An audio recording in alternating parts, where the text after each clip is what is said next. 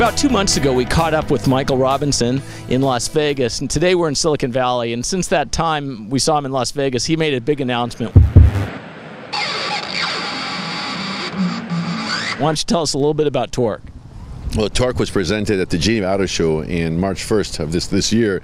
The TORQ is a self-driving race car, which most people don't appreciate the fact that putting those two words together, a self-driving and race car, shouldn't go together.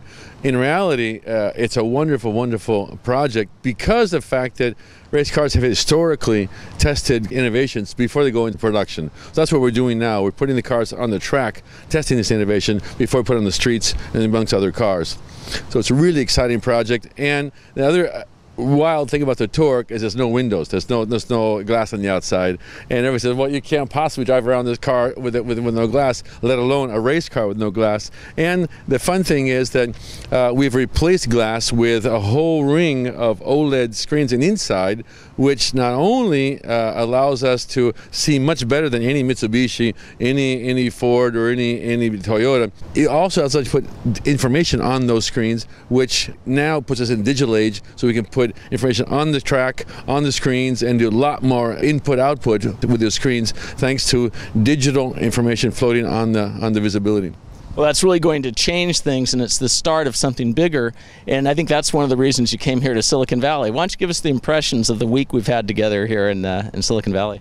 Well, it's just been amazing. Thanks to your help, Ken, I've organized a number of talks around the Silicon Valley area. We call these TORQ talks, and where I explain the project of this TORQ, and not only the fact that TORQ belongs to a much larger project called MAUL. MAUL stands for Mobile Autonomous Automobile Laboratory, and there's going to be a number of vehicles coming after TORQ. First, we'll try it on the track, then we'll push it into other vehicles for the street, which is a MPV, a city car, a delivery van, and on and on and on. But all these cars are going to have a process which is a very innovative project called, we call it Mobile Laboratory, whereby we're going to create clones of these perfectly functional autonomous vehicles, autonomous and connected vehicles, and we're going to send them out to research laboratories and OEMs and Tier 1 suppliers and universities and even legislators to have many, many more people testing them in the world. Instead of my two hands are not enough to be able to test these cars. I wanted to go faster and further with this new approach, and everybody was so excited about these ideas.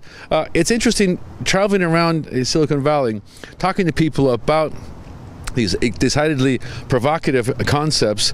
Everyone here jumped on the bandwagon instantly. They got the ideas and they started asking questions about how, if you can do this, how about that? And it was wonderful to find the open mentality here in Silicon Valley as compared to many other parts of the world who just, this is a terrible thing, you should not be doing it, you should stop immediately. And here everyone is really, really enthusiastic, and so we plan on coming back here regularly to work with a lot of people in the valley, with high-tech partners who are going to help us out with this development project, but also going much further into the future, working on artificial intelligence for a concept for the future of interface design for these projects. So this is going to be the new home for TORQ and for MAUL in the near future.